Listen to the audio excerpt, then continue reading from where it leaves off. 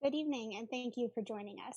My name is Julia Shumway. I cover the state senate for the Arizona Capitol Times, and I'll be the moderator for this evening's debate with candidates in LD4.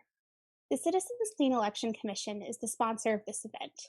As the state's voter education agency, Clean Elections host debates so voters have the opportunity to hear directly from candidates, ask questions on the issues that matter most to them, and vote informed.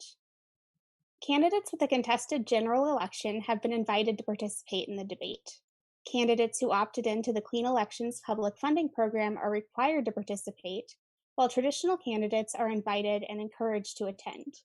Please note that candidates from both the Senate and the House are participating in the debate tonight. As your moderator, I will ensure candidates have the opportunity to engage directly with respective opponents.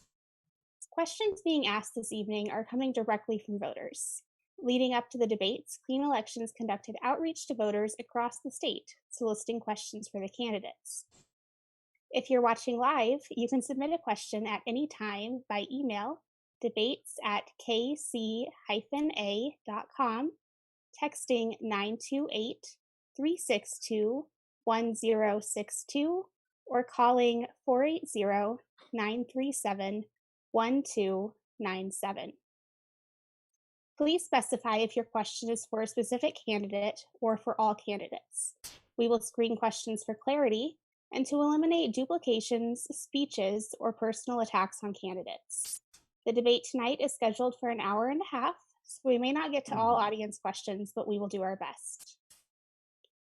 Candidates, you will have 1 minute for your opening and closing statements and 1 to 2 minutes for responses to voter questions. We encourage an open exchange of dialogue between opponents. If you feel the need to respond to another candidate's comments, you may do so. I may limit responses for time management purposes. And we remind candidates and the audience that this is a respectful, courteous, and professional environment. Our goal tonight is to connect candidates and voters so our electorate may vote informed. Candidates running for the state senate are Democratic incumbent Lisa Otondo and Republican Travis Angry. Candidates running for the state house are Democratic incumbents Charlene Fernandez and Geraldine Peten and Republican Joel John. All of our candidates are here tonight, and the order in which the candidates will speak has been determined by alphabetical order by last name, starting with the Senate. So we'll go ahead and start with opening remarks from Mr. Angry. Well, thank you so much to the Clean Elections. I want to say thank you so much for hosting this event and to Julia for moderating this debate tonight. My name is Travis Angry. I'm the Republican candidate for the Arizona State Senate in LD4. I'm from Miami, Florida, and I moved to Arizona in 2005 after serving overseas in Japan, as well as doing a tour of duty in Iraq. I'm a United States veteran. I grew up down in Miami. I dropped out of high school my junior year. This year, I graduated with my master's degree. I am a single dad of 2 kids, and I started a youth advocacy program called the Change Youth Project many years ago to reach Directions Youth as I was there. I am running because I am very concerned about the issues that residents and voters through our LD4. Pertaining to our Second Amendment, to our water rights issues, to our education. I'm here to share what my platform is and what I can do to better serve you in terms of the last 8 years that you've received. I'm looking forward to answering all questions as well as having a great opportunity to engage with the issues that matter. I look forward to it. Thank you, and I'm glad to be here. Thank you. And Senator Otondo, your opening remarks. Thank you. And thank you, Julia. Thank you, Citizens Clean Elections, for the opportunity to debate. I really appreciate it. My name is Lisa Otondo. I'm the Democratic candidate for Legislative District 4. I was born and raised in Yuma to an agricultural family. I've served at the Arizona legislature for 8 years, 2 terms in the House and 2 terms in the Senate. Currently, I am the minority whip. Minority Caucus Whip. I sit on Appropriations, Ag and Water, where I'm the ranking member, and also Transportation and Public Safety. I've won a lot of awards during my time at the legislature that I'm very proud and honored to have received. One in particular was from the Arizona Chamber of Commerce in recognition of my work on the drought contingency plan. I have been appointed to several water committees by the governor, the Governor's Water Augmentation Committee, the Governor's Water Augmentation Innovation, GWAICC, Governor's Water Augmentation Innovation Conservation Committee, and also ARC, the Arizona Reconsultation Committee. I have been on every subgroup and in every working group. I have put literally thousands of hours into studying water, both policies, state and federal, and building a huge network of water experts in Arizona. I also did the year-long agricultural business water management certificate program at ASU. I have been endorsed by many groups.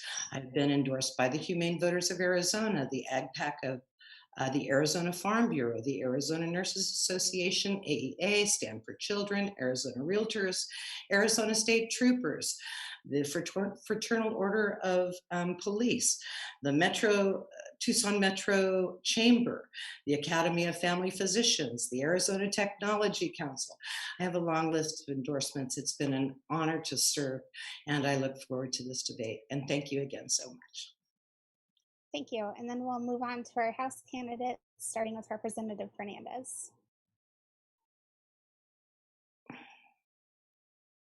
Hi, I'm Representative Charlene Fernandez. Sorry about the background noise. There's work going on here of all times. But I was born and raised here in Yuma County a few years ago. My family is from Yuma County also. I'm proud to serve at the state legislature since 2014.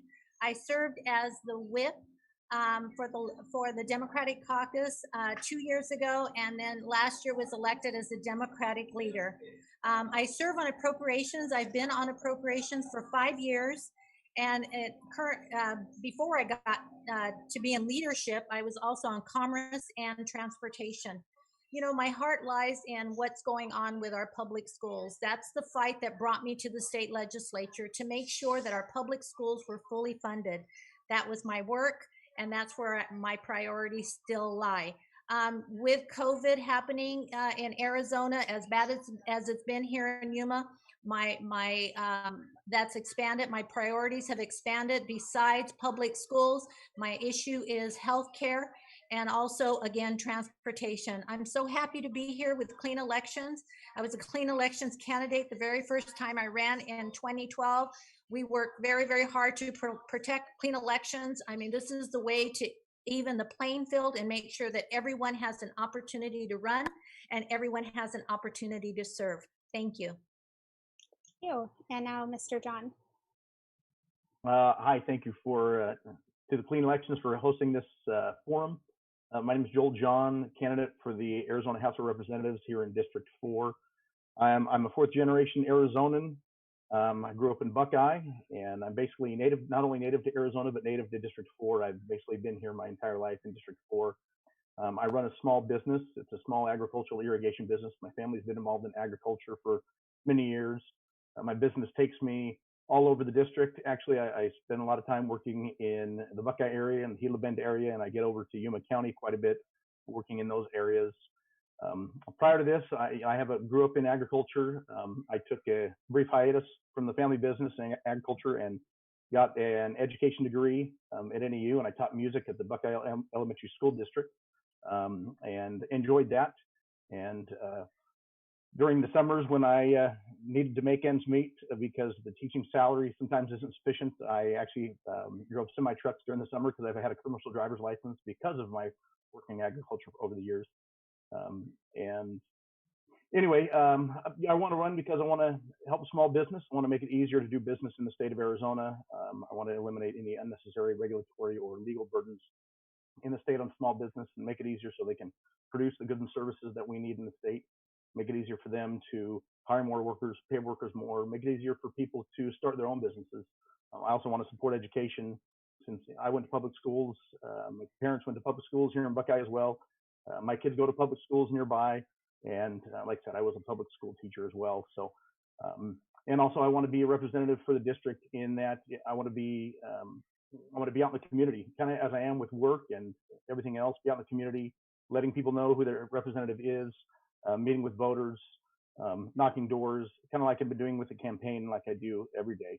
You know, when I'm not campaigning, when I'm not working, I'm mostly at home with my wife, Shauna. She's also a native of Arizona from Navajo County.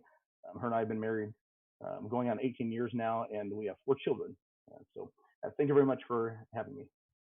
Thank you. And last but not least, Representative Peten. Hi, good evening, and thank you for hosting this. As you can see, we're all very gracious and appreciative of this opportunity to share our views. As stated, I am Representative Dr. Geraldine Peten for the incumbent for Legislative District 4.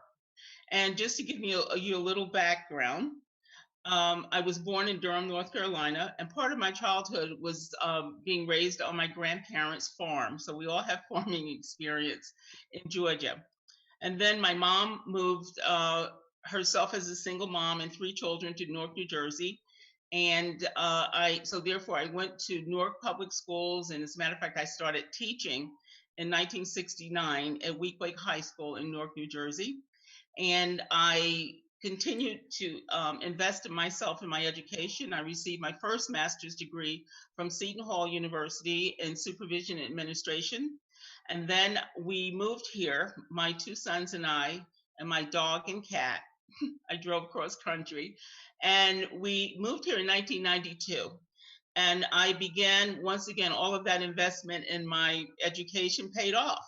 One of my first jobs was being a director of apprenticeship training, where I wrote the curriculum for electrical, pipe fitters, carpentry, HVAC, all of that. So as you can see, one of my passions is education, specifically vocational education. And then I continued to invest in myself. I have a master's degree in construction management from Delhi Webb School of Construction with ASU. I was a construction manager for 6 years, where we designed and built schools for the community in Phoenix. And as a construction manager, you have to learn to get along with everyone, especially the men in the construction trade. Then I went on to get my doctorate from NAU in curriculum and instruction. And that enabled me to move up even more. So I've been a teacher, assistant principal, construction manager, and I retired as a school superintendent. I was a school superintendent in Fort Thomas, Arizona. So my passion is education, and that's one of the motivations that brings me to the legislature. I moved here in 1992, and I've seen the educational system get consistently worse. As a matter of fact, I just happened to Google it today. We're 49th in student achievement in this country, and that's just not acceptable. We must do something drastic and effective to increase student achievement, provide equal opportunities to all of our students, no matter where they live. If it's in Hilla Bend, Ajo, Buckeye, Goodyear, Yuma, wherever. All students should have the same equal opportunities to succeed and prosper. So my 3 main platforms is education, justice. I would like justice in all areas, whether it's education, economics, employment, whatever, and also prosperity. I feel that if you work a 40-hour week, you should be able to make a livable wage. I know when I first moved here in 92, I had 1 main job, which was in education, but I had to have 3 part-time jobs to support myself and my 2 sons. So I feel we all need and deserve to have prosperity and make a living wage with our marketable skills. Thank you. Thank you. Now we'll start our first voter question. This one will be for all candidates, but we'll start the question with Senator Otondo. Voters, tens of thousands of voters, will begin receiving their ballots by mail in just a few short days. And we have had messaging from national politicians and some here in the state about how mail ballots are not safe. What would you say to voters who are wondering if they should be voting by mail? And is there anything that should be done to make access to the ballot easier that can be done before this election? Well, right. Thank you for the question. And well, right now, approximately 85% of the voters in Arizona are using mail-in ballots. It's very secure here. As a matter of fact, I think it's secure across the country. And I think what's really helped is getting more secure drop-off boxes for our voters. I know in South County, in Yuma, we've wanted to make sure that people have a place to take their ballot. That is extremely helpful. Also, I hope we get one at Cocopa, and also for District 4 represents two sovereign nations, so also making it easily accessible for Tohono O'odham residents as well. So I strongly support vote by mail. I think the fewer people that arrive at the polling place is safer. So I'm glad that many people have requested their Pebble ballots.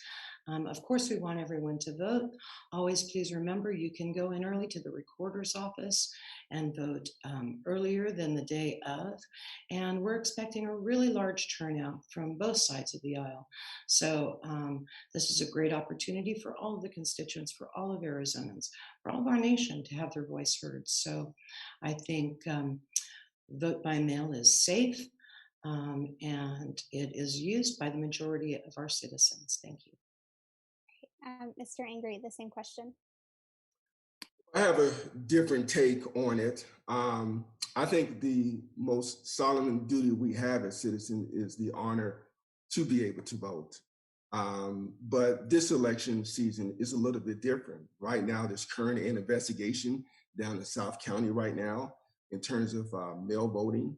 There's always been a history of ballot harvesting down in South County. And so I'm confident that our current representatives will be able to successfully make sure that we do have a successful voting period. But yeah, there are concerns when across the country you see mail fraud that's going on in Wisconsin and Pennsylvania. You want to make sure that. Now, Arizona does have a good history of mail balloting. I do get my election ballot in the mail, and I turn mine in. But I hear that a lot of voters are going to be actually taking their ballots directly to their local precincts, which I think should be done. So we should be cautious with it, but I do believe that we need to make sure that we do have a fair election for all citizens to be able to cast their ballots and also show their identification in doing so. Thank you.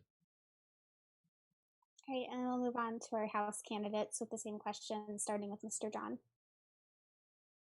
Yeah, thank you. So, I'm not sure about the rest of the country, but like Senator Otondo said, most people in the state vote by mail. I'm on the permanent early voting list, and I've been on it for years. And it's really easy for me to get my ballot in the mail and then fill it out and take my time, and then eventually get it mailed in before the final date. And especially I'm working a lot, so I can't always guarantee that on election day I'm going to be able to go in person. And I've not been too concerned about my own ballots, and I have gone on the county recorder's website also to check and make sure that my ballot was counted. There's a way to do that.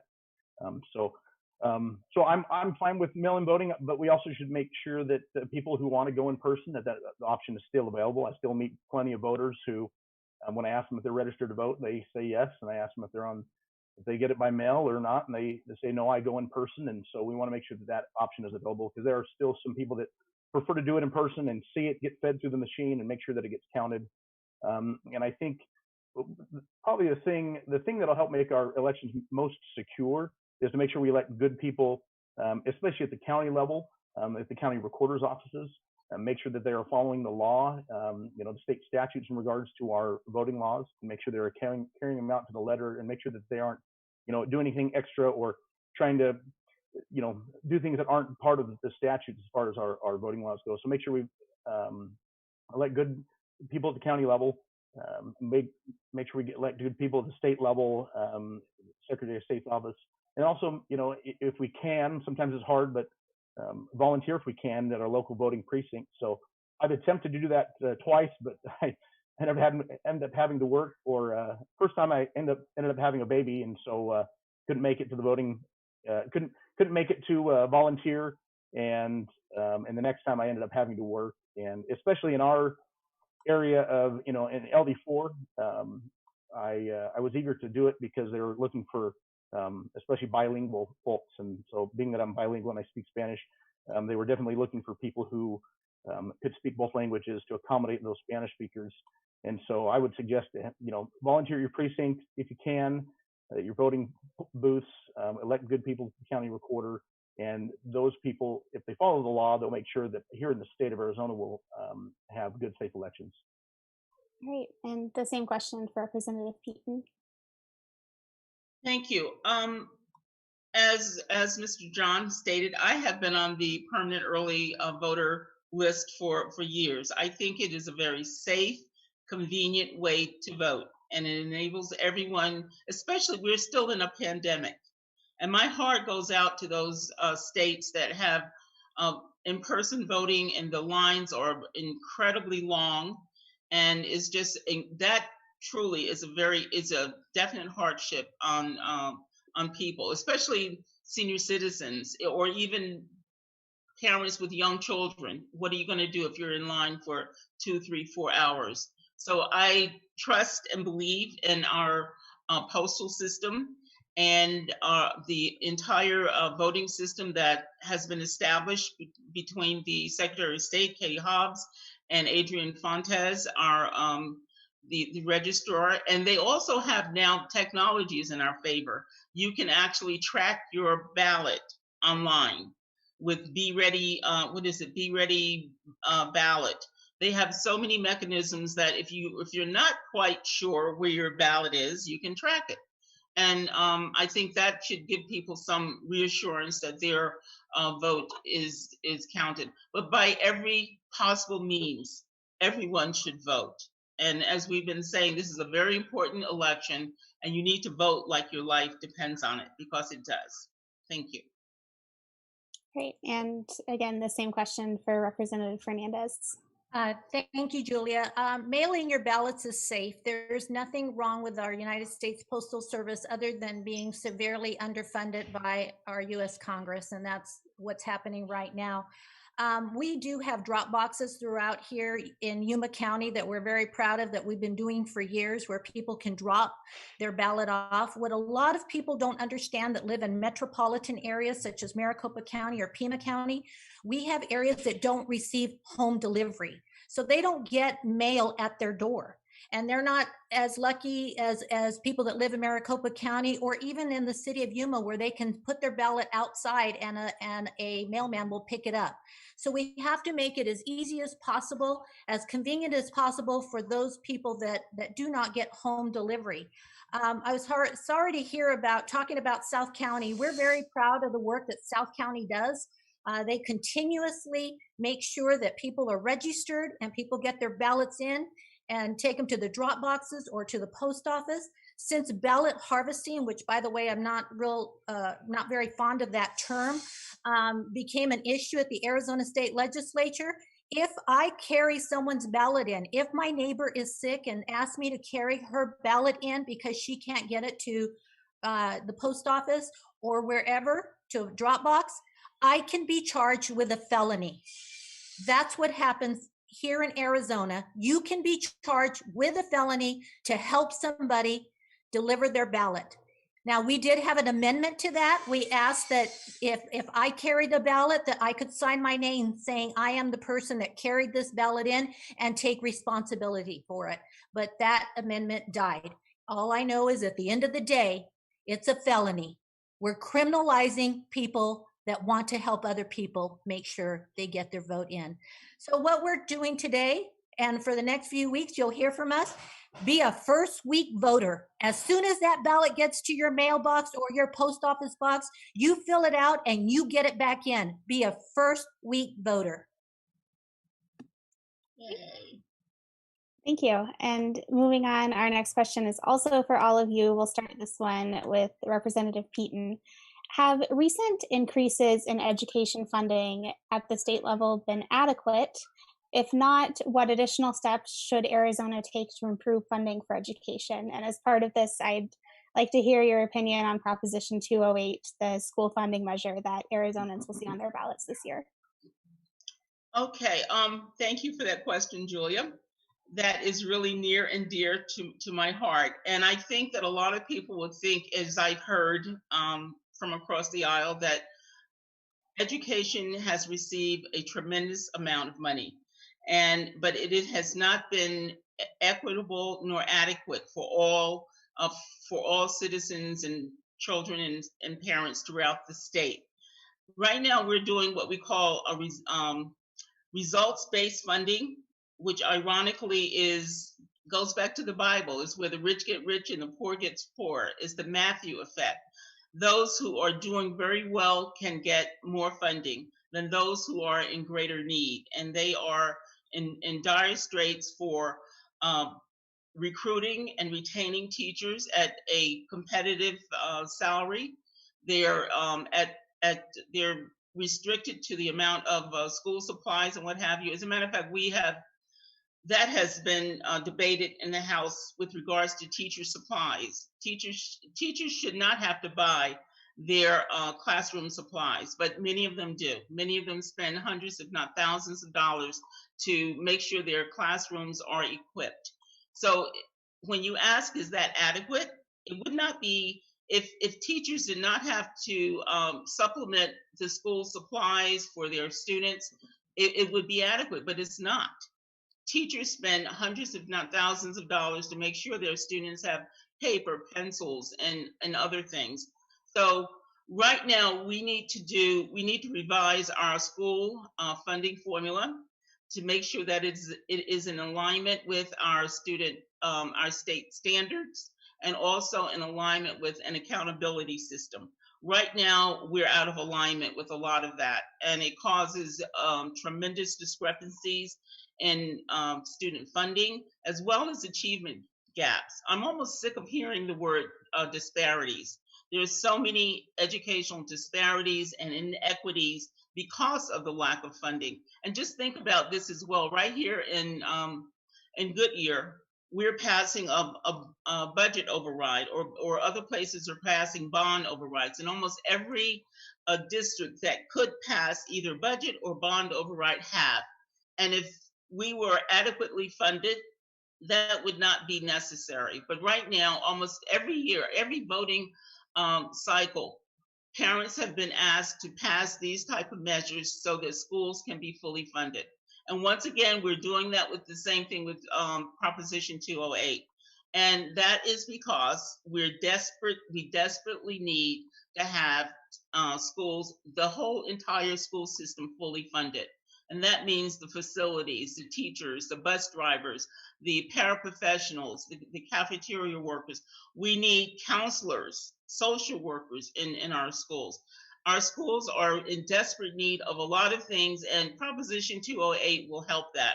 But actually, what I would love to see is that we can develop the efficacy to have a fully funded educational system that is in complete alignment and it takes care of all of those needs. Because what I see at the legislature, we do a crazy patchwork quilt thing.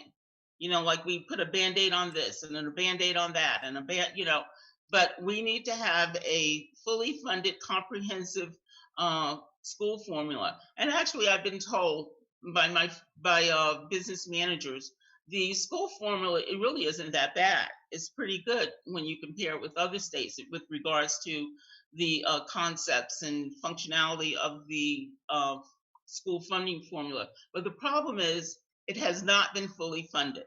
I think over the last 10 years or so, $1 billion has been drained out of the general fund for schools. So if it were fully funded and everything was equitable and adequate for all students in all school districts, I would say yes. And we're just basically talking about public education. When you look, I was the principal up on the Navajo reservation and the superintendent down on the Apaches.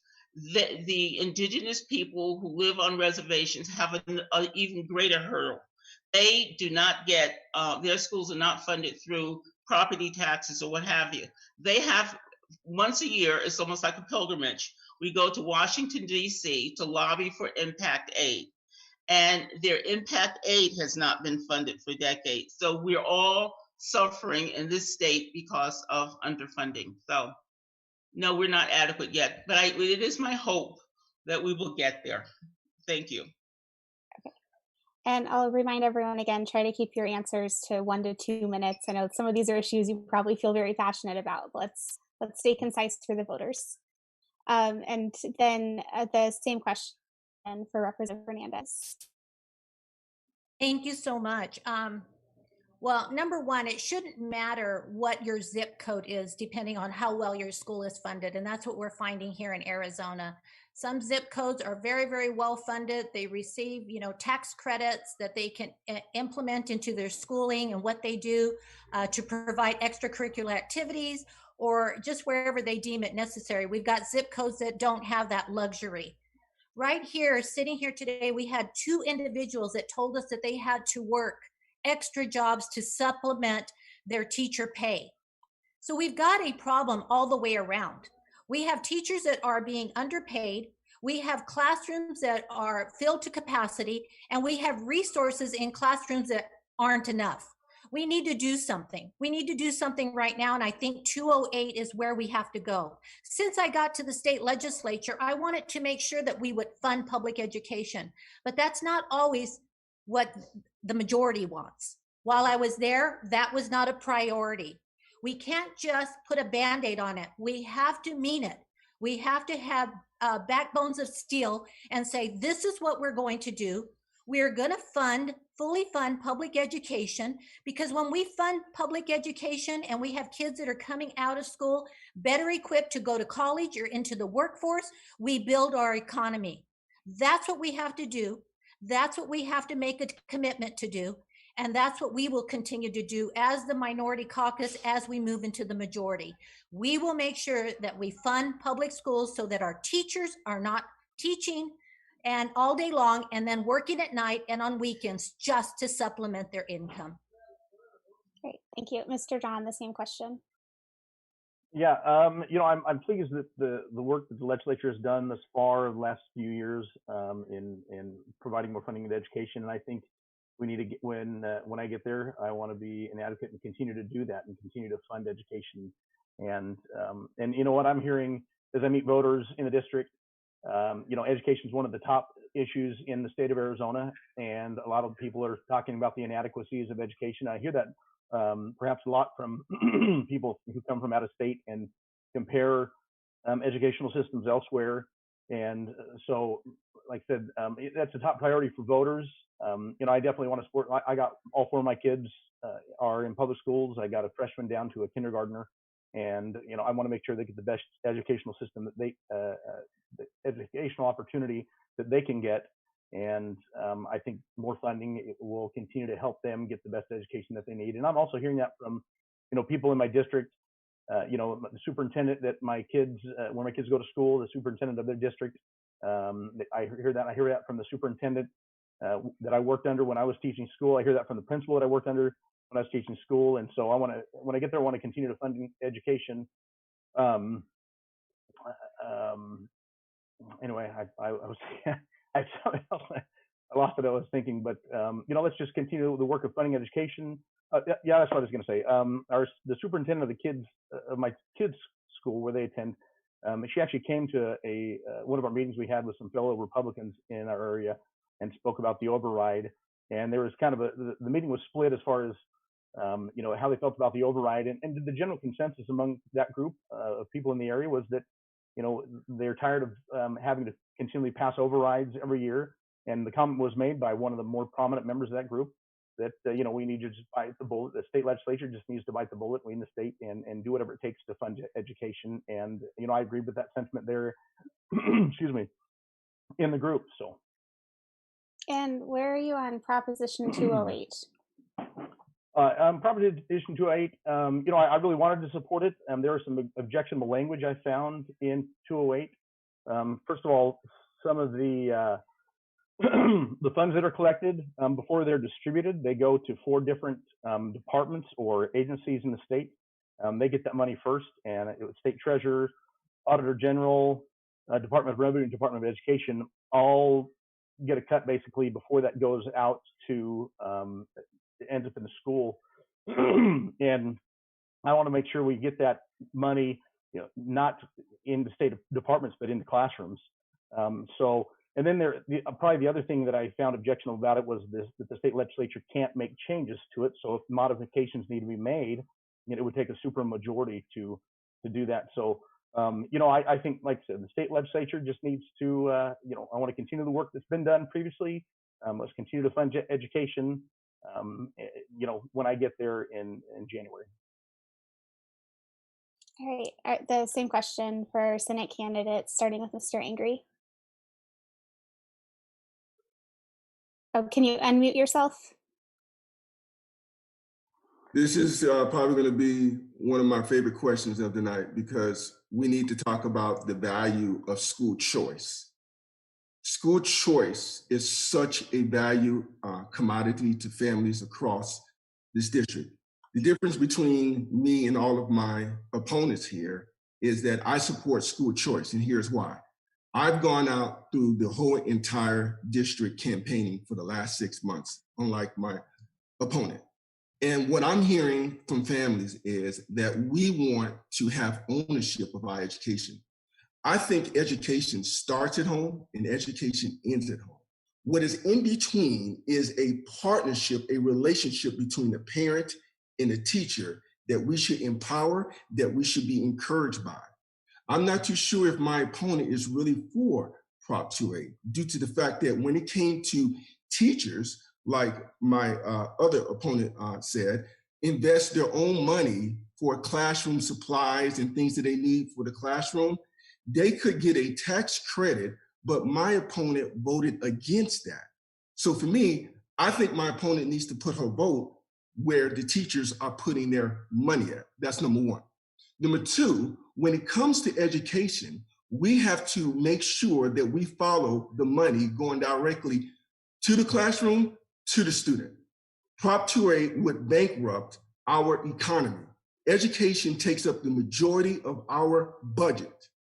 And to bankrupt our economy right now would not be the right way to go. Now, for the last 20 years, Arizona has been at the bottom. The value of Travis Angry, I'm not a politician, ladies and gentlemen, thank goodness. I hope to be, because then I will serve you correctly than what you've been getting. But we need to go ahead and do something different than what these politicians have been doing, which is nothing. So when it comes to education, we need to support school choice and make sure parents have an opportunity to choose which schools they would like their kids to go to, not government doing it. Thank you. Okay, and Senator Otondo, along with that question, can you address this tax credit for teachers buying school supplies? We got a voter question about that as well. You bet. I would love to. First of all, I would like to say that before my 8 years in the legislature, I was a public school teacher. I remember I spent $1,500 on whiteboards to help my students. Listen, perhaps it would be better if my opponent looked up my background. I'm extremely supportive of public schools. There's a public school named after my mother, the Mary A. Otondo Elementary School, because it was named after her when she was president of a school board and had to get a bond issue, again, as we've been speaking, to get a bond issue to be opened in the eastern part of Utah. Now let's talk for a second about Prop 208.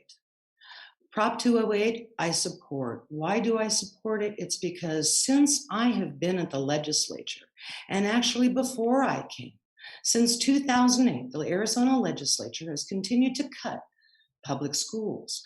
Now with that, they brought choice. Now, choice is a good thing. And Mr. Angry, perhaps you don't know, but my nieces and nephews' children attend charter schools. Choice exists in Arizona. What we want is oversight of the choices that are made. We just saw this week another executive of a charter school abscond with $2.5 million in an enrollment scheme. And perhaps you didn't know this, but it was just about 2 or was it 3 years ago when in charter school in Goodyear, all of the students showed up, school buses, teachers, and the doors were closed. And all of those children and their parents had to shuffle around to get their children put into public schools. And it was right before testing began. So it's not that I am opposed to choice. I just want it to be an equal playing field. Okay, let's get that straight. Now, another question that's really important is, will Prop 208 be enough? It will bring approximately $900 million to the game. Let's not forget that Prop 123 falls off the edge in 2025. As a school teacher, I can tell you when I walked in with a master's degree, I was earning $32,000 and I had 42 kids in my classroom. Teachers are not only teachers, they're social workers, and now they have to be, professionals in technology. I support 208 because the Arizona legislature did not do its duty in supporting the public school system in the first place, and that's why millions of teachers got out and worked it to get it on an initiative, which, by the way, they're trying to cut citizens' initiatives anyway. This happened because the teachers and the people of Arizona had enough. Thank you. May I respond? Yes. Well, I know your background. I did my research. Your voting record is not acceptable. Your voting record on education has been a failure. 90% of your votes have been 90% along the Democratic platform. That's why, ladies and gentlemen, you have to understand, we're not voting for individuals, we're voting for a platform, okay? What she's talking about is pretty much throwing a Band-Aid over it, but her record has not reflected that. She also voted against the reservations, students on the reservations receiving empowerment scholarships. So let's talk about that a little bit. Those empowerment scholarships are very crucial to our students. There's value in everything. There's a lot of corruption in public school systems down in San Luis, investigation going on. So when you talk about, corruptions in the charter schools, there's also corruptions in our school boards as well as in our public schools as well. So there's corruption everywhere. That's why we have to weed it out on both sides. So for me, education has to be put back into the parents' hands so that we empower them with the resources they need. They can go ahead and take those resources and make good informed decisions for the betterment of their students.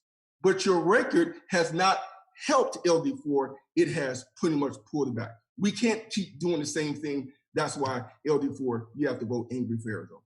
Mr. Angry, if I could chime in here real quickly, Julia, I've written down a few things. Let me tell you what happened in this last session, and I know you not being there don't understand this, so I'll just let you know.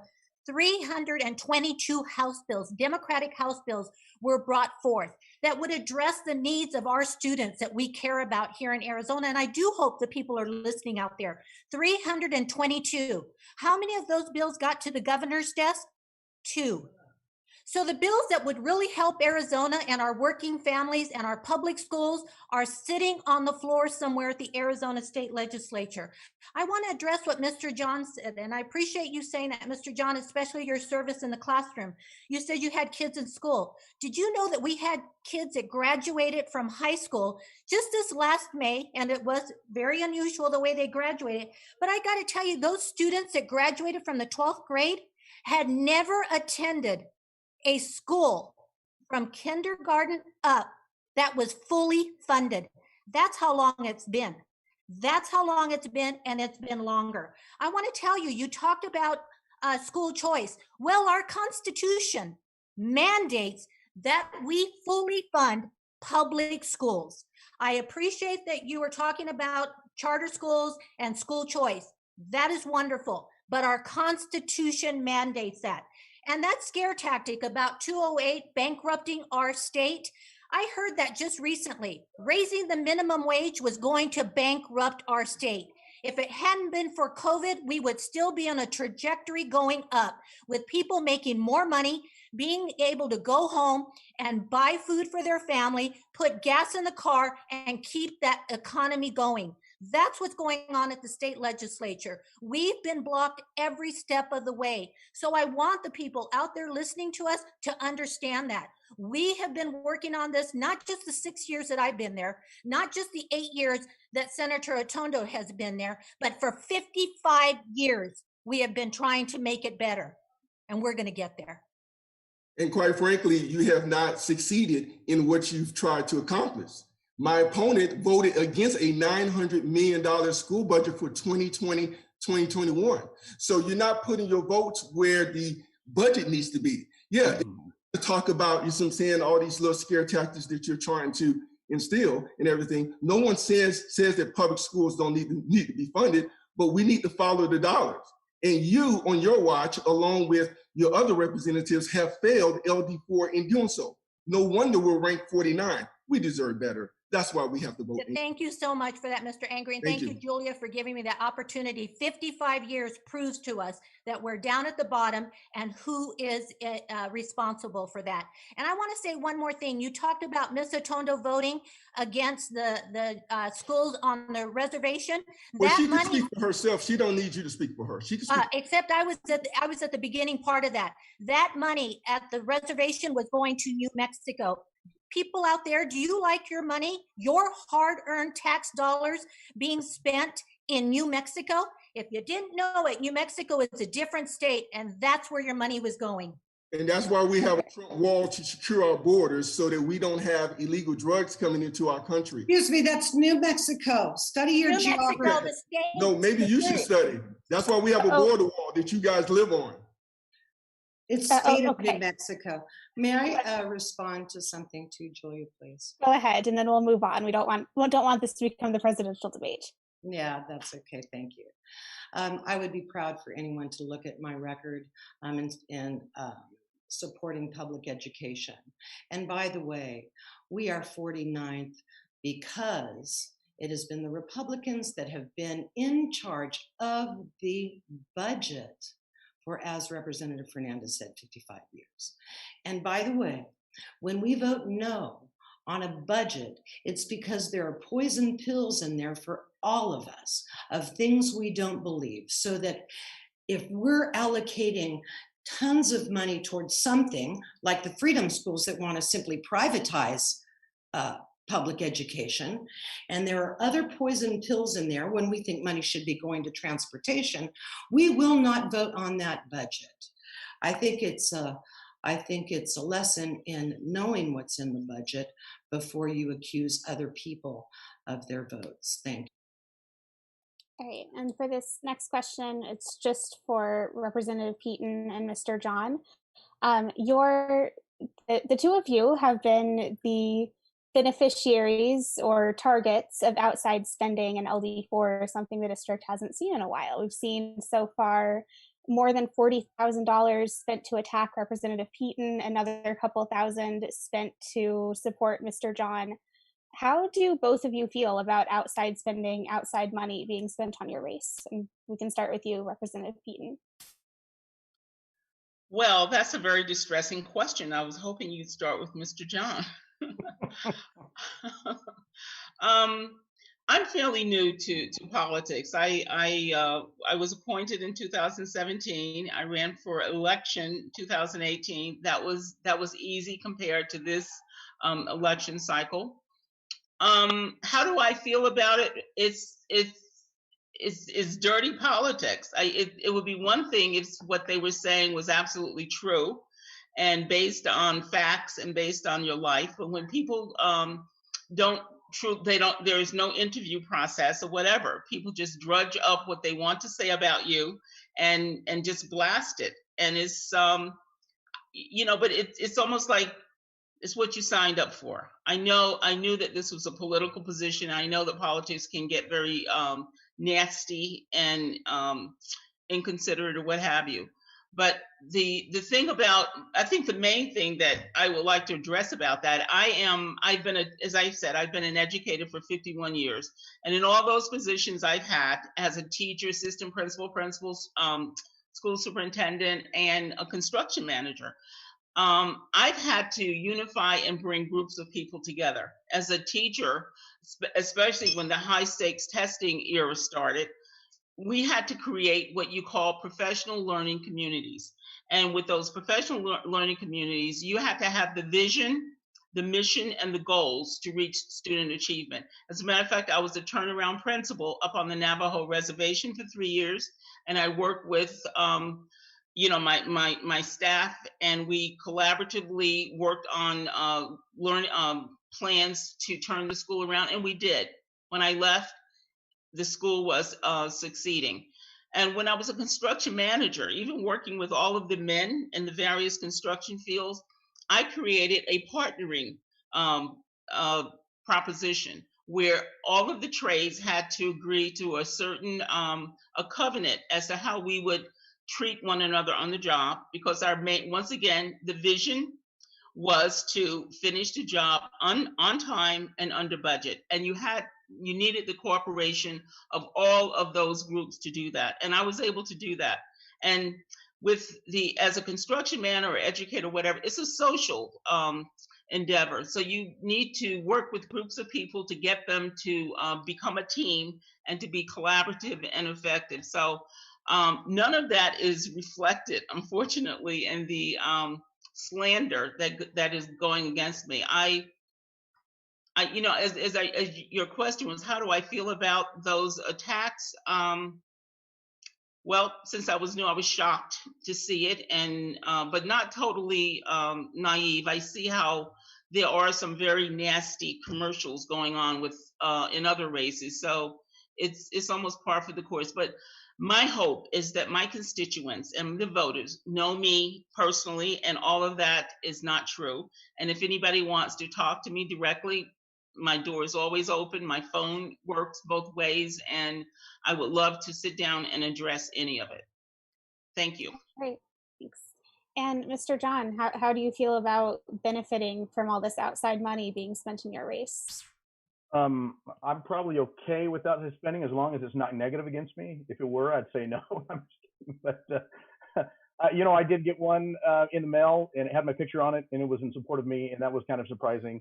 And I looked at who funded it, and I guess you might call it outside money, but when in this particular case, it was some agricultural organizations that were in support of me.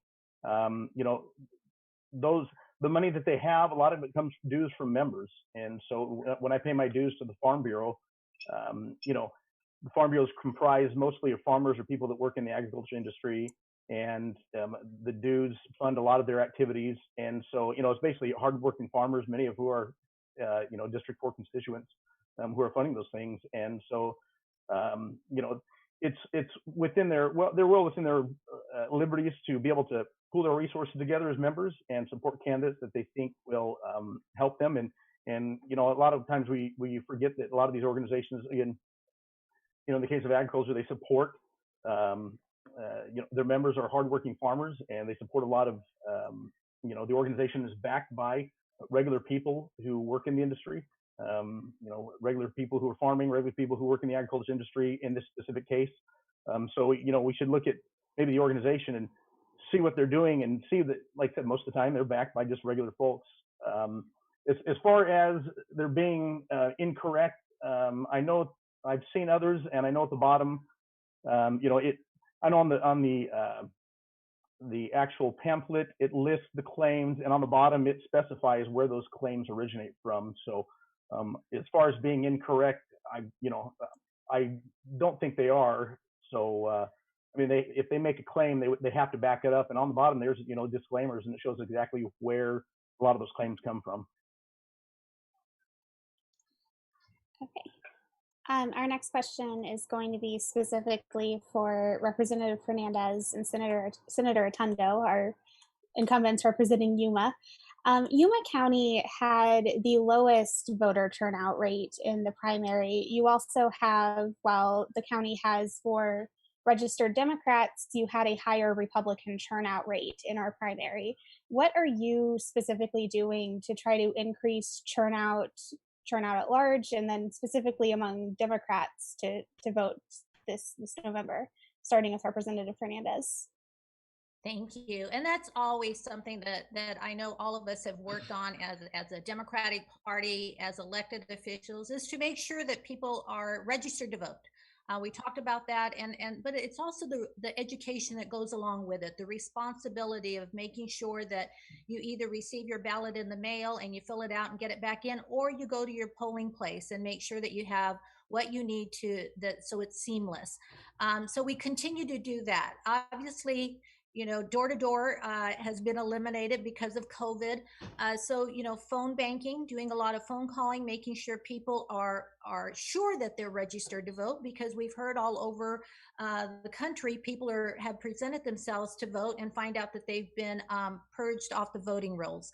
So that's one of our goals, is to make sure that people that have voted for years, make sure that they're still registered to vote. And we continue with the voter education, and that's what I've been working on. That's what actually the three of us as a team have been working on. Okay, and before I move on to Senator Otondo, Joe Biden's campaign did announce today that they plan to resume in-person canvassing in key states, including Arizona. Does that change anything with your campaign, or are you still, or are Arizona Democrats still doing phone banking and text banking? I think we'll continue to do the phone banking, the texting, the postcards, the letter writing, and we are doing lit drops. No contact lit drops, letting people know who we are, but no contact at all. But we do wear masks when we do that, and all of our volunteers wear masks. And Senator Otondo, same question about improving voter turnout.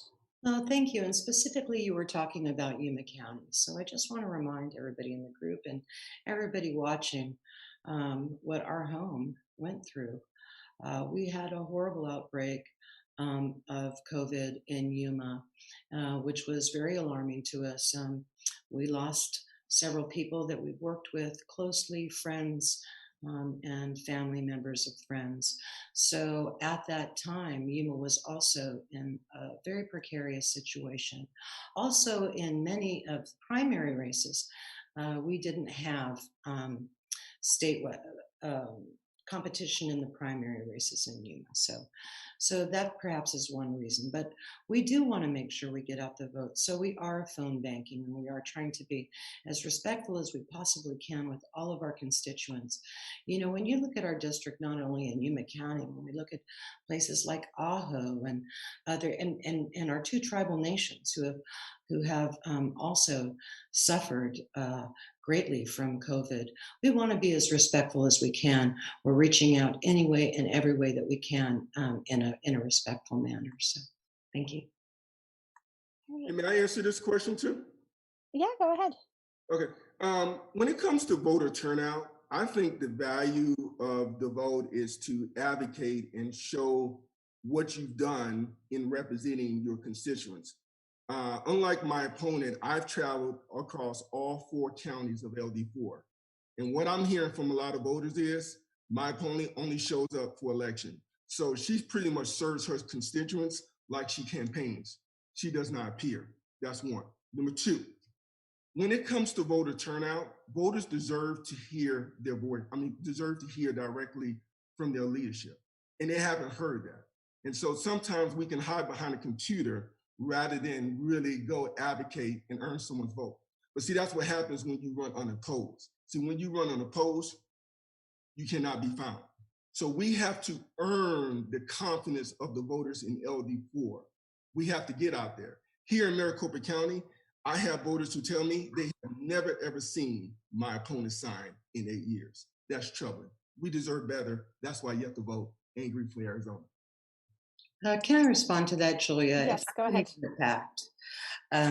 First of all, I've never even seen this man before at a city council meeting that I go to often all over the district, a school board meeting that I have plenty of liaisons and contacts with, water that is one of the most critical issues. The thousands of hours that I've spent there, never seen him show up at not one ag meeting.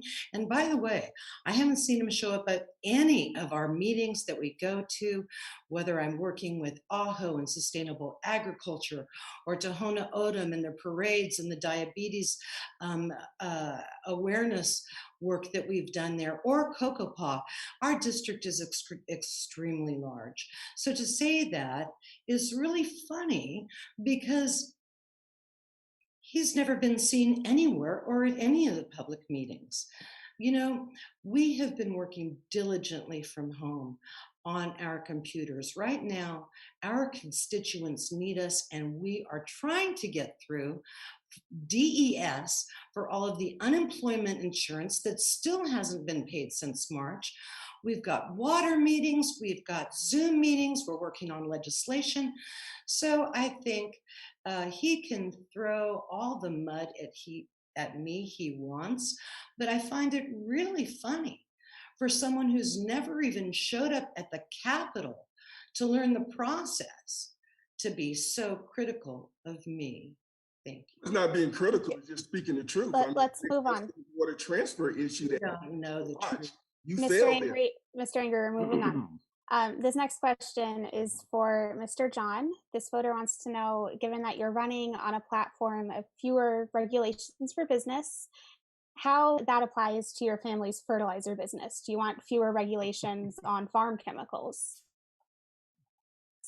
That's a good question. So yeah, a little background. My father grew up on his father's farm, and he ended up starting his own agricultural chemical business, and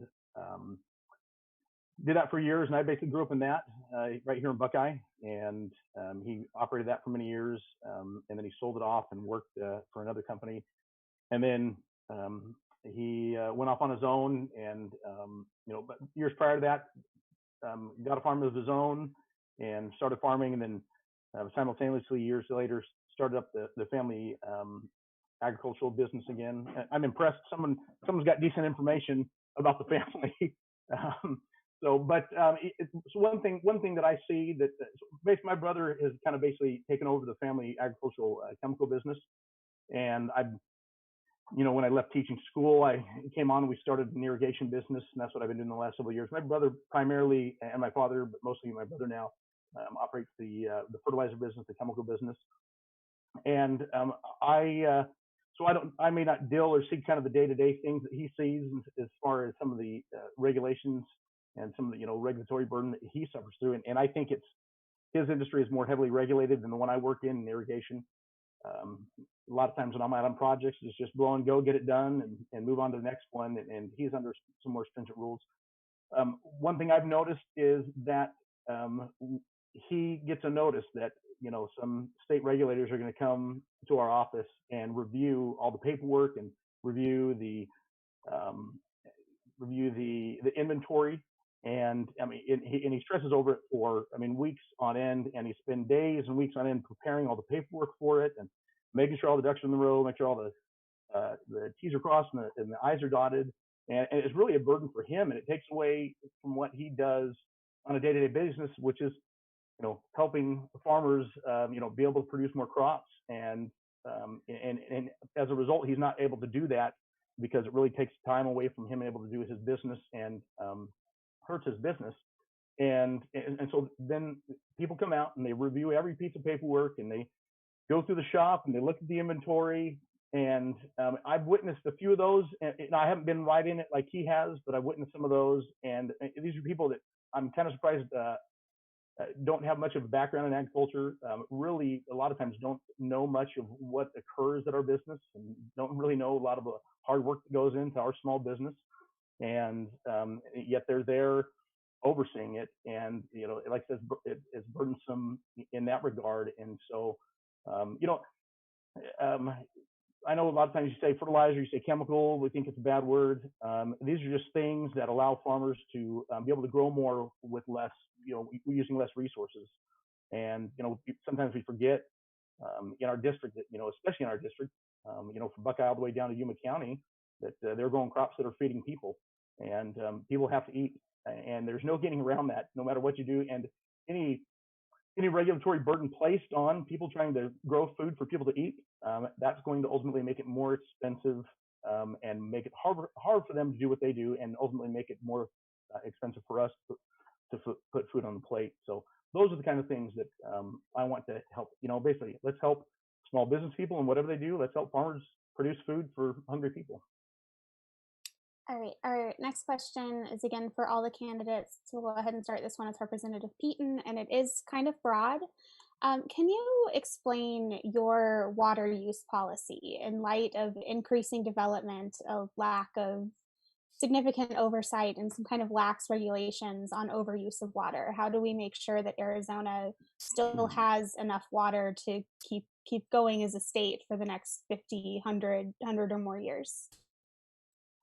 Okay, well, thank you for that. That's really Senator Otondo's area. She said she spent thousands and thousands of hours with dealing with water over these last 8-10 years. But what's amazing, and I'm sure is shocking to most people, is the amount of real estate development that is occurring here in Goodyear, Buckeye, all across our district.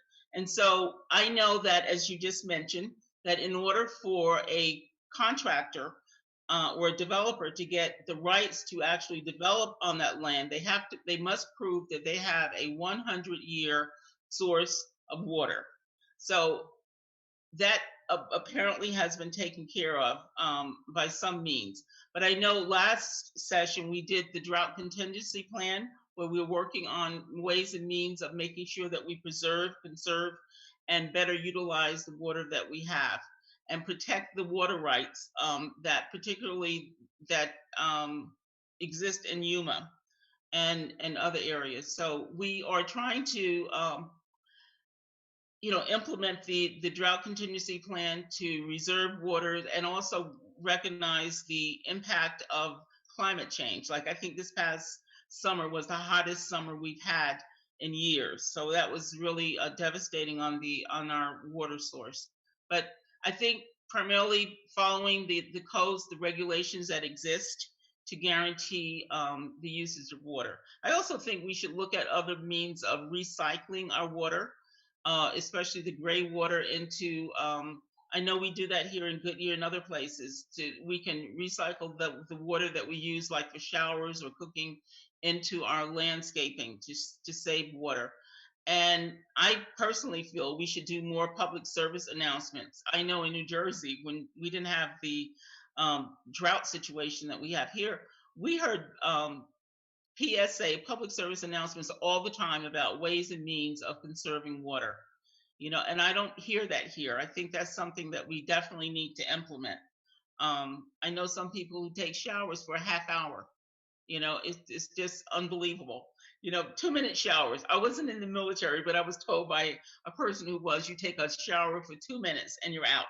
But so when someone is taking those extensively long showers or just wasting water, it's unconscionable. And I think that a public service announcement would bring that to our forefront. So, thank you. Thank you. And Representative Fernandez, the same question. What's your water policy? Well, I think it's all of our responsibility to be as careful with water as possible. Each homeowner, each person, we need to be very careful. And some of the things that Dr. Peten outlined is very valuable. I listened to what Mr. Johns was saying, being a farmer, and they feed people and they're part of the food chain, such an important part of our food chain, obviously. And we have to protect our water for our farmers. I mean, here in Arizona, that should be foremost. I come from Yuma County. I know farming is very important in Mr. John's area, but in Yuma County, we have $1 billion industry of leafy greens. So if you're eating lettuce in New York City, chances are it came from Yuma County. And I want to make sure that water is there for years to come. So whether it be my responsibility as a homeowner to make sure that we conserve on water, or as a legislator to make sure that we make laws such as the one that that Dr. Peten talked about, with a 100 surety of water supply before you start building a subdivision, is critical. Those things have to be enforced, they have to be implemented, and there has to be oversight. We have to also make sure that people don't buy land to take our water, and that's happening too. So there's a lot of conduits to it that all of us need to take responsibility for. And, I will continue as a legislator to be diligent on this. I worked on the drought contingency plan that was so critical for Arizona to make sure that we had our supply of water, but that isn't the end. In fact, that's the beginning. So our work continues. Thank you. Mr. John, the same question. What is my water use policy? Yes. So, it takes water, in the state to do just about everything in manufacturing, in agriculture, water for homes. And so, I think it just comes down to, ultimately, we're just going to have to continue to be more efficient in our water use practices, in our homes, in the agriculture industry, in a lot of other industries. And I see that every day, working in living in a subdivision. Our subdivision is serviced by groundwater, and also I see that in my work. My work is quite literally helping farmers implement more efficient irrigation practices. And so it's just a matter of being more efficient. All the water that has ever existed on this earth is the same amount of water that has ever existed on this earth. It's not gone anywhere, but there are now more people. And so, like I said, we're just going to have to do things to get more efficient. And like I said, I see that in my business. I see increasing efficiency practices implemented by farmers. As homeowners, we're going to have to, I think, like was said previously, do things to try to conserve water and not use so much. Like Representative Fernandez mentioned, Yuma County, it is $1 billion industry in Yuma County. A lot of times I look at I'm really impressed when I go down there and see the agriculture industry down there, and it's quite impressive, the number of farms, not only, but also the number of agricultural businesses that service farmers, and then the multiplier effect that it is through the economy. It was pointed out, but the figure I think is, Yuma County provides 90% of the country's lettuce between November and March. And that's just astounding. And that's an industry that we have to protect. Not only does it create a lot of jobs, but again, that's food for hungry people. And so, matter of efficiency, matter of technology. There are technologies right now being worked on for drought-resistant crops. Crops that will be able to grow maybe with less water usage. Let's support technologies that help with efficiencies and help improve our water practices, help conserve water. Let's advocate and educate voters and constituents and businesses for more water efficiency practices as well. All right, and moving on to our Senate candidates, Mr. Angry, what's your water policy for Arizona? Well, first of all, I just recently met with the Yuma farmers. I had a roundtable down in Yuma with the farmers, and we actually were talking about water and the value of it to Yuma. We also just recently had a recommendation of a water transfer that occurred under my opponent's failed leadership. That's number one. Number two, when it comes to water, we have to look at the history of it. Right now there's a history that we have another 100 years of water that is protected. But how do we continue to protect the water so that we don't have conversation like this that makes me feel like I'm in California? I think I'm in Arizona. So we need to treat Arizona like our own and not think like California, who cannot even save their water. I think also we need to make sure that we're communicating with the governor's office as well as in communicating with the water resources director. My opponent said that I did not show up to different meetings. Well, if we're to check my mileage from my car to her car, I have more miles on my car than she's been serving in the last 8 years, quite frankly, okay? So I've been coming down to Yuma very often, very consistently. But getting back to the water, lastly, we can't treat the water like my opponent treats the Second Amendment, okay? That goes hand in hand in making sure that we're protecting our water rights and stuff. so that we don't have traffickers coming in and trying to destroy. Don't look at what they say when they say that they have an expert or they have a title or they have this water resources or whatever and everything. Look at their record. They have not passed not one legislation to protect the water in Arizona. The contingency plan was a group done by the state, not by these individuals. All right, and Senator Otondo, can you talk to us about water? You bet I will. It's my favorite subject. I'd love to. It just goes to show the naivete of my opponent when he said that I was the failure for the transfer of water, the recommendation that went to the Secretary of the Interior. That decision was made by ADWR, which we fought against with a coalition that I helped build of the community, the river communities. So that's ridiculous. Let's get back to the question.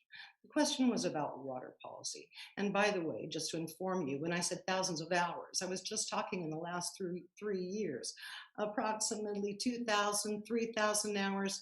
I dare you to, I would challenge you any day with my mileage for all of the DCP meetings, every subcommittee I attended and all of the working groups. I haven't seen my family in years because of the legislature, but I do it because my father was a farmer. My father was a farmer and actually was one of the first people in Yuma County to do laser planting. And I will just add to that Yuma County farms, the agricultural industry in Arizona, is the most efficient using cutting edge to conserve on water. And that is extremely important to know. Now, what do we do about water? There are several things. There are bills I have proposed. One is forest management. Anybody who knows something about water also knows that when you manage the forests and you're able to do some thinning, it helps with the watersheds. When there is a fire and that goes down, what happens? All that sludge goes into also the water infrastructure. If Kagrid would have burned 3 years ago, the complete water infrastructure in Scottsdale would have been wiped out. Now let's talk about what's happened in Buckeye. Mayor Mack has worked so hard trying to get the removal of salt cedars. They suck up water off of the river. We passed 3 million. You know what? We need to look more at that in removing some of the trees and the vegetation that is just sucking up water off of the rivers. Let's see, I wrote a couple other things here. Water infrastructure. Use your notes. By the way, I was writing when you were busy blathering, Mr. Angry. You're very angry. If you plan to work at the legislature, I say you take a deep breath because you see, we work across the aisles. As a matter of fact, one of the bills that I've been working with Regina Cobb is on INAs. It's another irrigation non-expansion bill that will actually give a little bit more purview to ADWR so that they can have a future view when they're looking at groundwater and the expansion of irrigation non-expansion areas and not expanding it. So we work across the aisles. The groups that I have formed and worked at, when we talk about this, we don't look at party. And you know what? I had to take a deep breath with you, but not as much because I have sat in the negotiating room of 12 people with the drought contingency plan that was the intrastate agreement, not the interstate with the 7 basin states, but the intrastate agreement, and it was very, very complex. It lasted over 2 years, approximately 3, and I'm very honored to have worked. My knowledge of water has led me to become one of the experts in water. I started WaterWise Arizona to help educate some of the other legislators about water because I had built such a huge network and to actually allow policy discussions and explanations of the various areas in Arizona and their needs.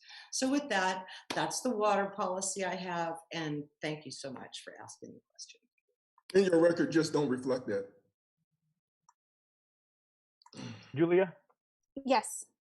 Senator Tono brought up salt cedars, and that's definitely problematic for our water resources.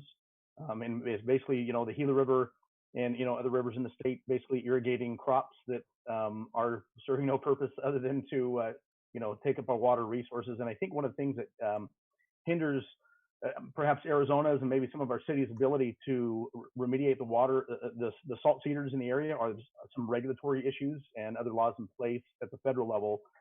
And so much so that I think they have to jump through a lot of hoops in order to begin the removal. And I think they can only do about 40 acres at a time, which really isn't sufficient. And I've spoken with some of our, irrigation districts in the area who would be more than happy, and even industries in the area who would be more than happy to bring in machinery at their own expense to clear the salt cedar, but they're unable to because of the, like I said, the regulatory and the legal burdens that don't permit them to do that in the river bottom. So, that would be one thing I would definitely advocate for the legislature, would be to get rid of some of those regulatory burdens, or advocate with our congressional delegation and explain to them the necessity of removing the salt cedar, and so that we can have enough water or improve access to our water.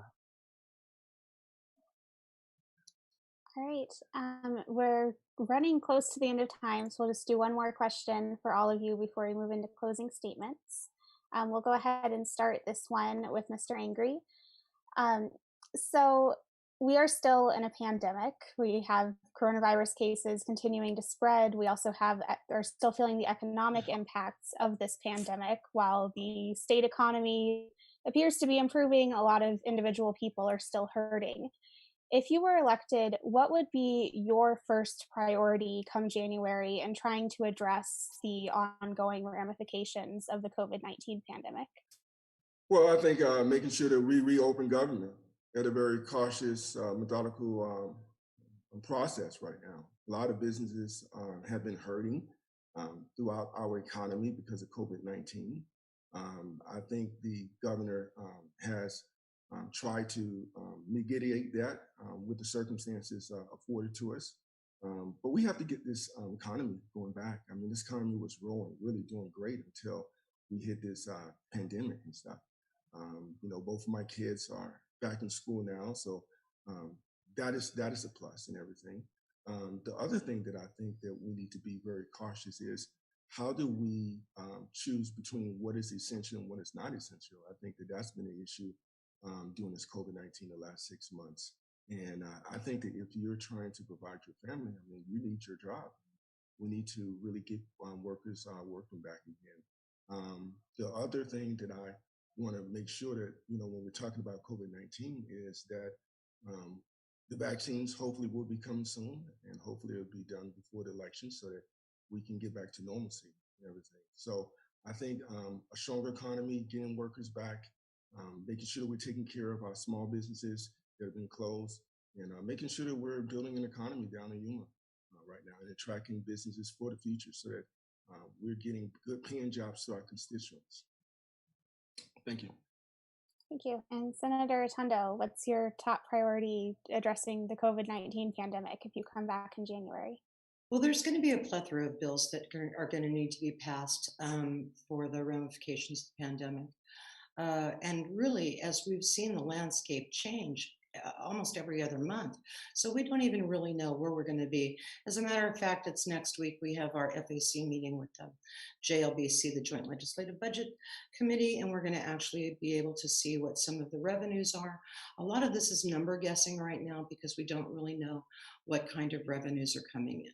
So that's going to be really important in determining also what we can do and how we can do it. But there are a couple of things that can be addressed, and one of them is unemployment insurance. Right now, Arizona is 49th in unemployment insurance. The only ones below us are Mississippi. If we were to go at a 50th percentile, it would be $490. I know I have, as well as my colleagues on both sides of the aisle, have been dealing with many of our constituents who still haven't received their unemployment insurance payments. And a lot of that problem is because there has been insufficient staffers at DES and a very outdated computer system. People are spending days, weeks, months, never getting through and never getting their payments. So there are going to be a lot of bills coming through, and there's going to be the school situation is going to have to be addressed, because right now we're still moving towards this AZ merit and the letter grading of schools. We've got to hold that off for at least a year or two, because the distance learning could very much affect the performance of our students, and that performance-based funding can negatively impact how much money schools are getting. So we've got to see if we can hold that back in that letter grade system. It may take a year, it may take 2 years to know where our students are and make sure that our schools don't get hurt because of it. So there's a plethora of bills: unemployment insurance, schools, and really a lot of this stuff is going to happen at the federal level too. What's going to happen with the Affordable Care Act? We will have over 300,000 people that will not have insurance. What is it, like 363,000 people in Arizona that will not have health insurance if in fact the ACA is stopped. So we're going to be dealing with a lot of stuff, but the landscape is going to change. We've got to watch the revenues. We've got to see what we're able to do and how we're going to move through this. All right, and moving over to our House candidates, the same question for you, Representative Peten. Yes, that is a really critical, addresses a really critical situation. First of all, as an educational professional, I would depend on the best practice and the research of science, the health professionals, the epidemiologists, and see what they have to say, because as Senator Otondo said, it's a very dynamic, ever-changing situation. So that would be the first thing, to check with, to see what the lay of the land is, what the health professionals, medical professionals have to say. But from the position we stand now, I think one of the main things that we have to do when we go back is to just assess where we are with this pandemic. And if we still are in the grips of the pandemic, when we're, more than, right now, I think over 2,000 people have died in this state. And that's just one too many. No one should have died, and that's tragic. And my heart goes out to all of those families who lost someone, or someone is sick, or someone is suffering from some of the impact of having had the virus and recovered. But I think we need to do, as we've said, rapid testing, tracking, quarantining those who have been affected, and continue to wear masks. We need to honor each other's life and protect one another. But first of all, we don't really know what it's going to be like in the next 3 or 4 months. So we need to rely on science, research, medical professionals, and the health professionals. Thank you. Thank you. And Representative Fernandez, the same question.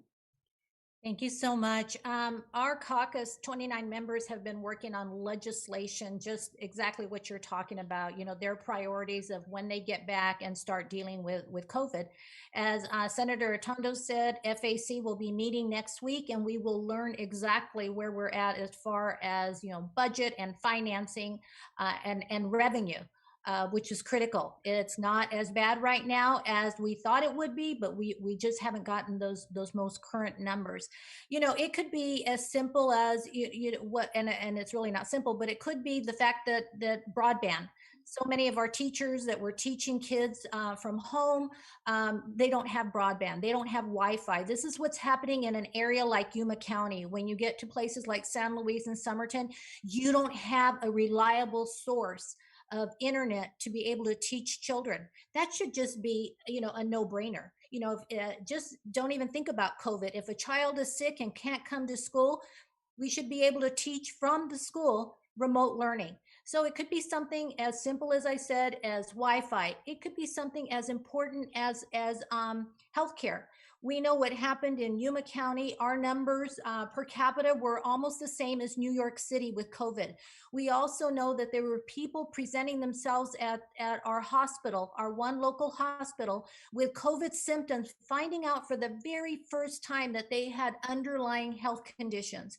What does that tell you? That people don't have a family doctor. They don't have someone that they can go to for a yearly physical to find out if they're sick and to take care of those needs. So this is something that our state legislature is going to have to deal with. How are we going to make sure that people have the health care they need, especially if it's people that have recovered from COVID, and they're going to have more underlying conditions. So there's as Senator Otondo said, there's a plethora of legislation that we will all be presenting. Small businesses that are trying to continue to work despite the fact that people aren't going out and buying. Our restaurants, our bars, our gyms, our bowling alleys. We've got a lot of work to do, and we're ready for it. Like I said, we're already working on the legislation. Okay, and want to pause real quickly before we let Mr. John answer this question. We had a couple people throw around the acronym FAC for the voters at home. That's the Finance Advisory Committee. It's a group of economists who meet every quarter to look at how Arizona's economy is doing. And if you really want to spend your Thursday afternoon watching it, they meet next Thursday. All right, and Mr. John, what is your top priority for handling COVID-19 if you join the legislature next year?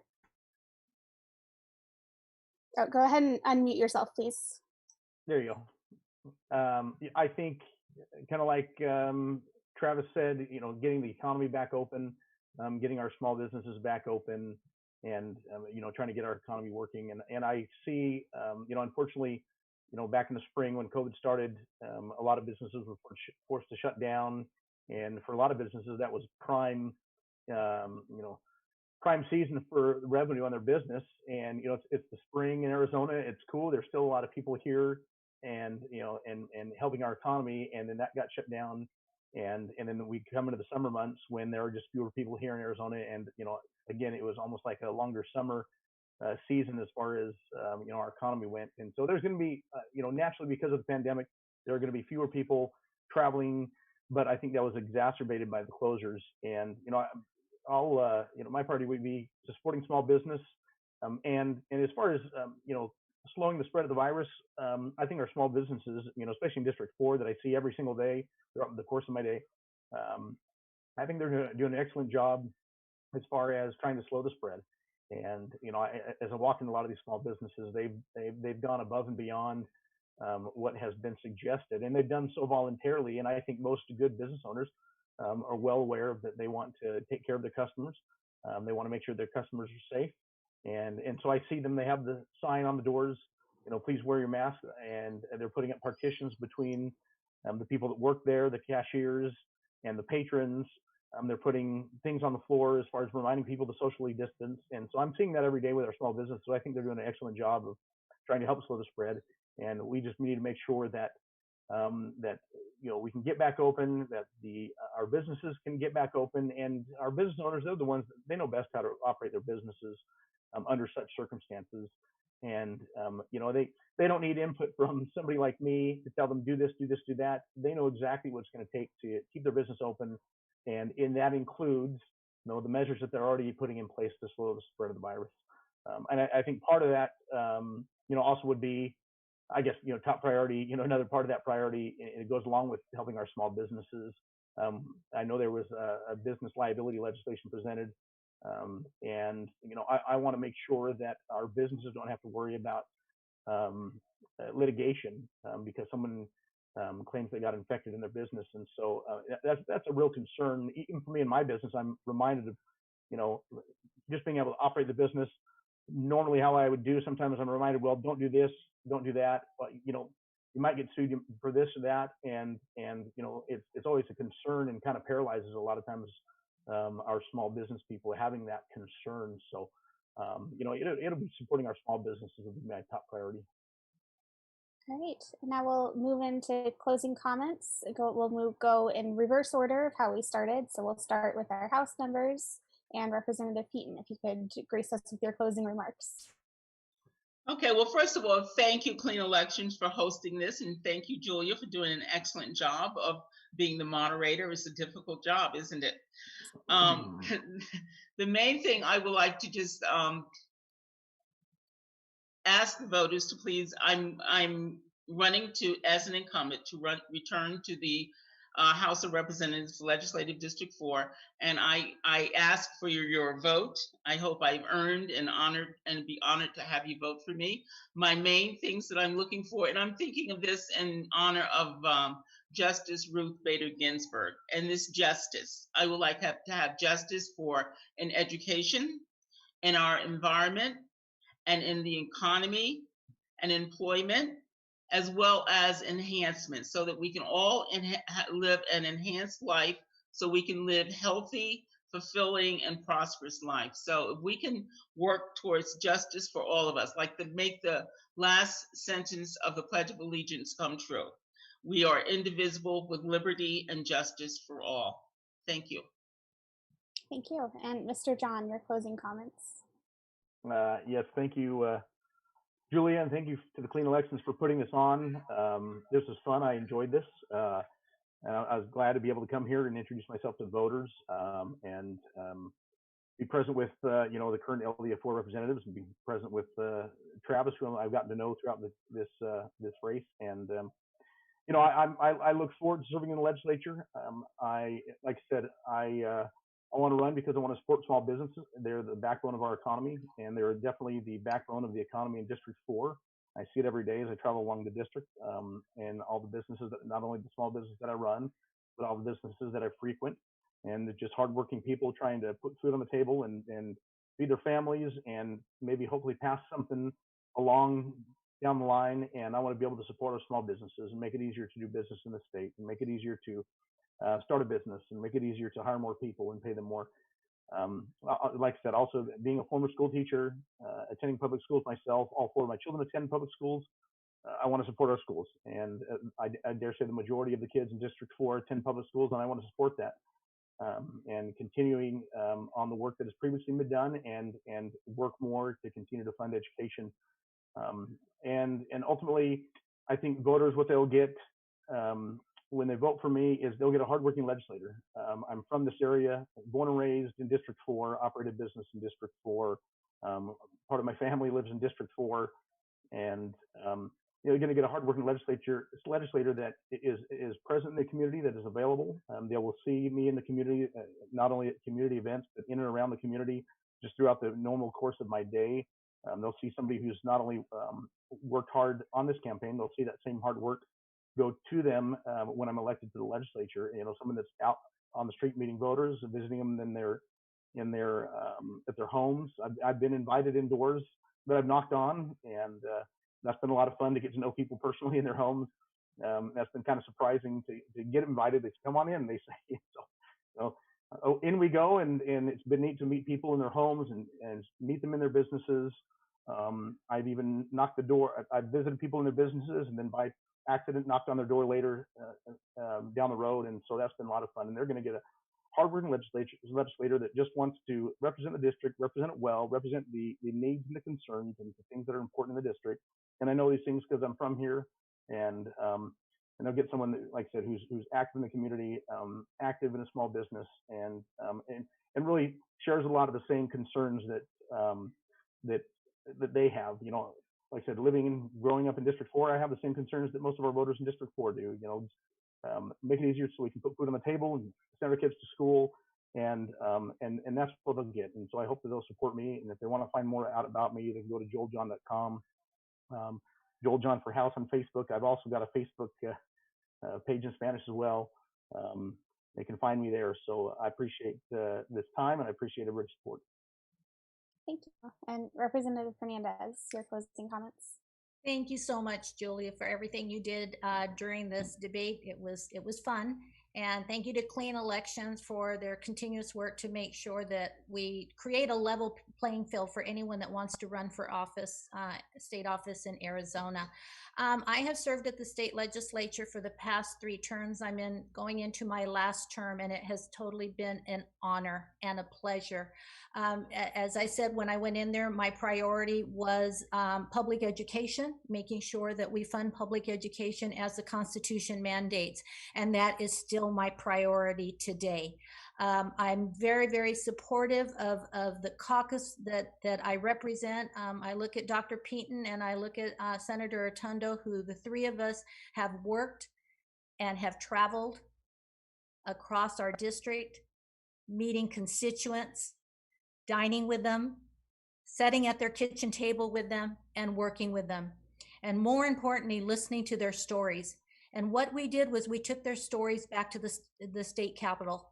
And that's what we do when we work on legislation, is we think about those stories that we heard. I want to tell you, and Dr. Peten didn't sing her praises, and I know Senator Otondo is right there too.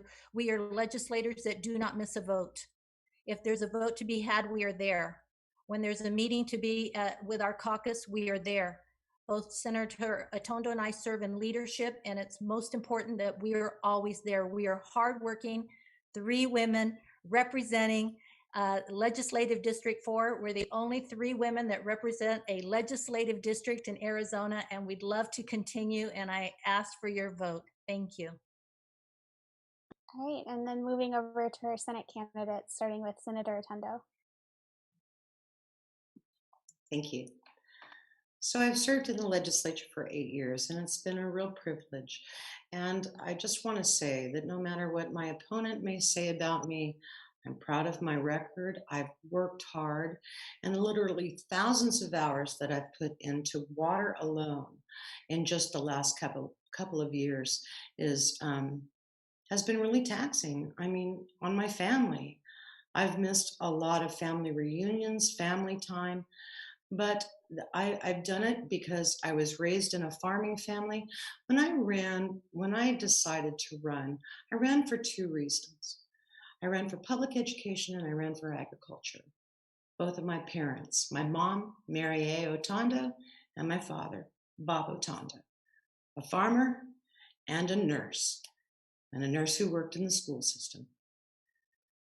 I'm really honored that I have so many endorsements. I get them every year. It's because I work hard. I work on legislation and I work across the aisle. And, you know, politics is so volatile right now. It's very toxic. And I choose not to yell and belittle things. I mean, if I want to go through the presidential debate again, I'll go watch a rerun. But I don't think that's where our country needs to be right now. I don't think that that's where our country wants to be. I was a public school teacher. I was an international affairs specialist for NOAA, National Oceanic and Atmospheric Administration. I've been a small business owner, and I'm a realtor. Or I was a realtor. I had to let go of my license because I was working too many hours with the legislature. My experience in my professional life has really given me a well-rounded view from many perspectives. My master's degree is in international public administration from Monterey Institute of International Studies, one of the top foreign language schools and foreign business schools in the United States. And my bachelor's degree in international policy studies is from there as well. Perhaps you may know it. We share a lot of the same professors from the Defense Language Institute in Monterey, California. Policy has been part of my life, all of my life. It's an honor to serve, and it's an honor to do the best that I can for my constituents. I would appreciate your vote. Thank you so much. Stay safe, and please continue to wear a mask because we don't know what's around the corner. Thank you. Thank you. And Mr. Angry, your closing comments. Well, thank you, Clean Elections, and thank you, Julia, for doing an outstanding job in moderating this. LD4, for the last 8 years, you have to ask yourself, has my life gotten better under the current leadership, or has it gotten worse? For me, many voters have seen my signs, Travis Anger. Yes, that really is my last name. It's my birth name. I'm the opposite of my name. I'm happy because my life is happy. I'm raising 2 kids by myself as a single dad. I finished school, and now I'm wanting to serve more than what I've had in the past in the United States military. One thing that you can count on me, LD4, is that I will not do anything to infringe on your rights as law-abiding citizens to bear arms. You have a Second Amendment supporter in me. Yes, my opponent talks about, her record. Well, unfortunately, she co-sponsored a gun lobby bill to try to take away your assault rifles. We can't have that. We have to protect our constitutional rights. And the key word is protection. The key word is protection.